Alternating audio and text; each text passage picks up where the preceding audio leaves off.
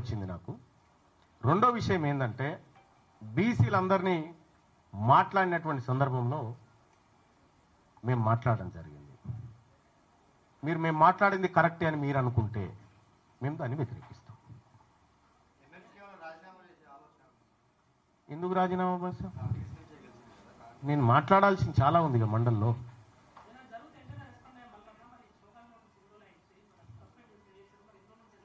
మీరు 3-4 రోజులు నడిపోద్దా మరి ఇదంతా? తీన్మార్ మల్లన్న కాంగ్రెస్ నుంచి వెళ్ళిపోయిండు, తీన్మార్ మల్లన్న కాంగ్రెస్ నుంచి బయటకు వచ్చిండు, జనసేన చీపు, టీడీపీ చీపు, కొత్త పార్టీ అన్ని నడపాలంటే నేను మాట్లాడితే మీరు నడుపుతారా? ఓ 10 రోజులన్నా ఈ చర్చ జరగాలి కదా.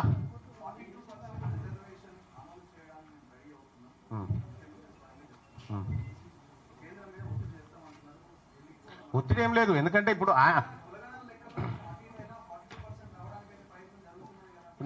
నేనేమంటున్నా ఒకరి తర్వాత ఒకరు. ఇప్పుడు నరేంద్ర మోడీ గారు నిధులు ఇవ్వడానికి సిద్ధంగా ఉన్నారు, ఆయనకు ప్రేమ ఉంది తెలంగాణ పట్ల అని రేవంత్ రెడ్డి గారు ఆయన మనసులో ఉన్నటువంటి మాటను తీసుకొచ్చి జనానికి చెప్పగలిగిండు. అదే ప్రేమతోటి అదే ఆలోచనతోని వాళ్ళ 42% రిజర్వేషన్ కూడా ఆయన అమలు చేయిస్తాడు. ఆయన మీదనే ఉంది ఆ బాధ్యత.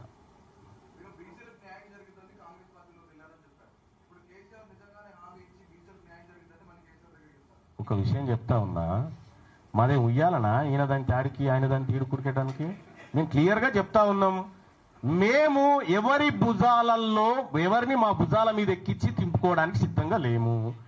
మేము మా ప్రజలమైనటువంటి బీసీల మాకు మేమే మొట్టమొదటిసారిగా తెలంగాణ రాష్ట్రంలో తెలంగాణ మలిదశ బీసీ ఉద్యమాన్ని ప్రారంభించినాము. కలిసి వచ్చేటువంటి ప్రతి బీసీని కలుపుకొని పోతాం. ఇవాళ పొద్దున కొంతమంది బ్రాహ్మణ సోదరులు మా దగ్గరకు వచ్చారు, అన్న మాకు అన్యాయం జరుగుతుంది మీరు తప్పకుండా మాట్లాడతాం వాళ్ళ గురించి. కొంతమంది వైశ్య సోదరులు వచ్చారు, అన్న మీతో పనిచేయడానికి సిద్ధంగా ఉన్నాం, మేము మాకు అన్యాయం జరిగింది అన్నారు. ఖచ్చితంగా వాళ్ళని కలుపుకొని ముందుకు పోతాం, వాళ్ళ కష్టాలను కూడా మా భుజాల మీద వేసుకుంటాం. 70 ఏళ్ల సంది మీరు మోసిరు కదా, ఇక దించూరి మమ్మల్ని. కాన్ఫిడెంట్ దేనికి బైసాబ్? క్లారిటీ ఉంది కదా. ఓట్లు మాయ అయినప్పుడు ఓట్లన్నీ మాయే కదా. ఓట్లన్నీ మాయ అయిన తర్వాత ఇంకో మా సీఎం కాకపోతే ఎవరైతారు?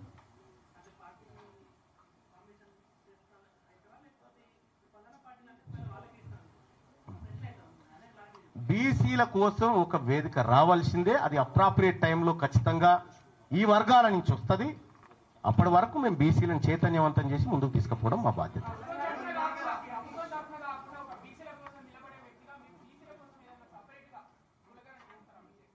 మేము ఆల్రెడీ ఒక 6-7 గ్రామాలలో శాంపిల్ సర్వే చేస్తూ ఉన్నాం. సో నేను ఈ ప్రభుత్వాన్ని కూడా చేస్తా ఉన్నా.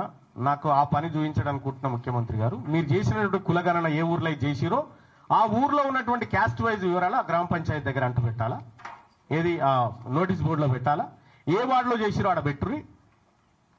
ఇప్పుడు తెలంగాణ రాష్ట్ర అసెంబ్లీ ముంగట కులగణన పూర్తి వివరాలు క్యాస్ట్లతో సహా గ్రామాలు వార్డుల వారీగా సభ ముందు పెడితే మా సర్వే పెద్దగా ఎక్కడ ఉండదు.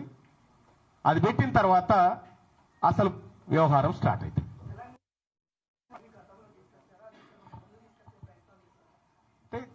తీసుకురాలేదు దాన్ని, వాస్తవంగా అప్పట్లో అనుకున్నటువంటి కార్యక్రమం కానీ తీసుకురాలేదు.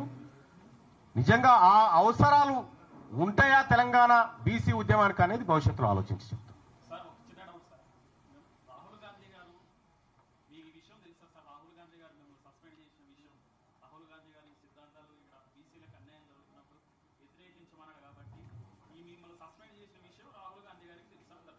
అంటే విషయం ఏంటంటే రాహుల్ గాంధీ గారికి తెలుసా, రాహుల్ గాంధీ గారికి తెలవందే రీసర్వే జరగలేదని నేను అనుకుంటా ఉన్నా. ఇక్కడ రీసర్వే జరగడానికి మేము ఇచ్చినటువంటి నివేదిక, నేను పోయి చర్చించినటువంటి అంశాలు ప్రధానంగా కొంత కారణమైనవి. ఒక సాహిత్యమైనటువంటి డాటాతో పోయి ఇది జరిగిన విషయం అని చెప్పిన తర్వాత రీసర్వేకు ఏదో ఆదేశించిన తర్వాత కొద్దిమంది ఇంటలెక్చువల్తోని రాహుల్ గాంధీ గారే స్వయంగా ఇక్కడ కమిటీ వేసుకున్నాడు ఇక్కడ జరిగిన వ్యవహారం పైన.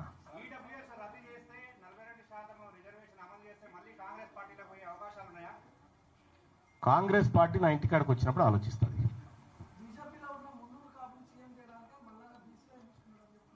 మాకేం పని లేదా భాయ్ సాబ్, మేము బీసీలం. ఫస్ట్ మేము పార్టీలను భుజాలకు ఎత్తుకోవడానికి సిద్ధంగా లేము. మా ప్రజల కష్టాలను ఎత్తుకోవడానికి పోతా ఉన్నాము. మా ప్రజలను వాళ్ళకున్నటువంటి ఏవైతే హక్కులునే వాటిని కాపాడడానికి పోతా ఉన్నాము. BJP Bharatiya Janata party BC CM చేస్తా అంటే మేము ఎందుకు వద్దంటాం? కాంగ్రెస్ పార్టీ రేవంత్ రెడ్డి గారు దిగి రేపు పొద్దుగాల బీసీని పెడతామంటే మేము ఎందుకు వద్దంటాం భాయ్ సాబ్?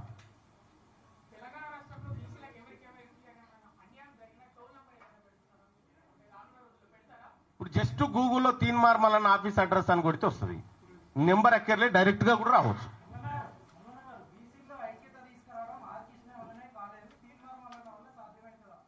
ఇప్పుడు నేను ఒకటి ఏం చెప్తా ఉన్నా, తీన్మార్ మల్లన్న వల్ల ఏం సాధ్యమవుతుంది, ఏం కథ అనేది ఇవాళ సమాజం చూస్తా ఉంది. ఆర్ కృష్ణయ్య గారు సరే ఆయన స్థాయిలో ఆయన ప్రయత్నాలు చేసుకుంటూ వచ్చాడు. ఈ బీసీ పిల్లలకు స్కాలర్షిప్లు కావాలని, బీసీ పిల్లలకు రియంబర్స్మెంట్లు కావాలని ఆయన ప్రయత్నాలు ఆయన చేసుకుంటూ వచ్చిండు. కానీ రాజకీయపరమైనటువంటి యుద్ధాన్ని ఆర్ కృష్ణన్న కొంత ఆయనకున్నటువంటి స్థాయిలో చేయలేకపోయిండు.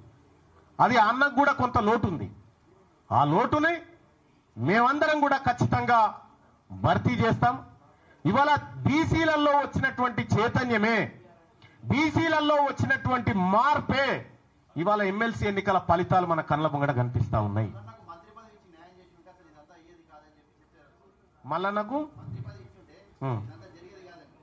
మల్లన్న మంత్రి పదవి కావాలని ఎప్పుడన్నా అడిగిండా? నాకు ఇస్తానా, నాది ఇంకో బీసీఓనికి ఇవ్వని ఇదే వేదిక మీద చెప్పిన. తీన్మార్ మల్లన్న మంత్రి పదవుల కోసమో ఇంకో పదవి కోసం పాకులాడేటోడు అసలే కాదు.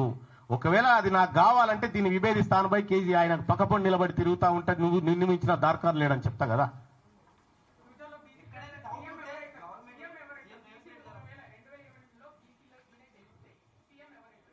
బీసీలు అవుతారు. ఇప్పుడు కాదా, ఎలక్షనే రాలే, ఎన్నికలే కాలే. నేనేమంటున్నా బాయ్ సాబ్, ఏమిటికి ఏం లేదు. ఇప్పుడు పిల్ల పుట్టక ముందుకే కుల్ల కూర్చున్నట్టుగా ఇవి బీసీ ముఖ్యమంత్రి ఏంది, ఆయన పేరేంది అన్నాడు కూడా అది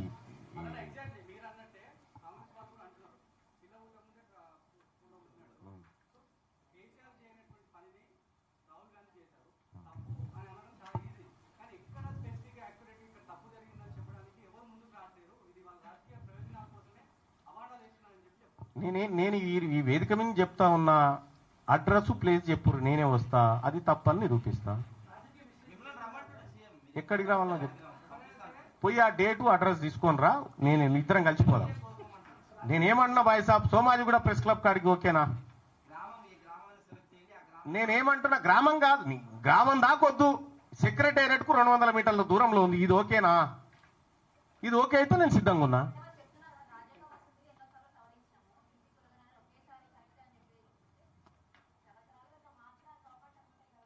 అంటే ఇప్పుడు నేనేమంటున్నా, తెలంగాణ రాష్ట్రంలో తప్పిపోయిన బీసీ జనాభా సమాధులు ఎక్కడున్నాయని అడిగిన నేను. ఓ 30 లక్షల మంది బీసీల జనాభా కనిపించకుండా పోయింది. అలా సమాధులన్నీ వాళ్ళ డెత్ సర్టిఫికేట్లను చూపిరి.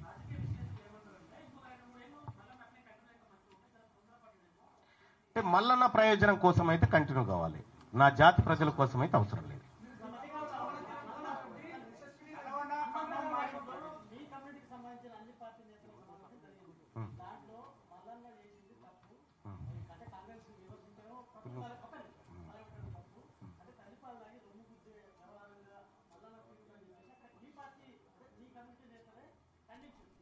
ఎవరైనా ఖండించిన ఆయన పేరు చెప్పు. అంతర్గతంగా తెలిస్తే నీకెట తెలిసింది బాయ్ సాబ్? ఆడు ఏం జరిగిందో నాకు తెలుస్తుంది కదా.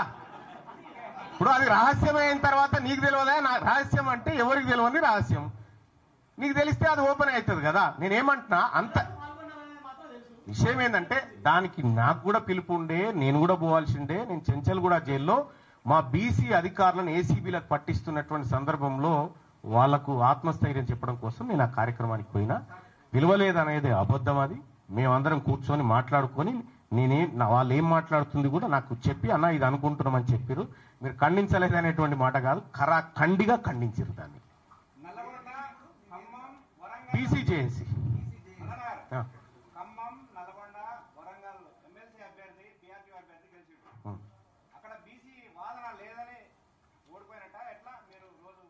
అంటే బీసీ వాదం మీద ఇద్దరు అభ్యర్థులు నిలబడ్డారు.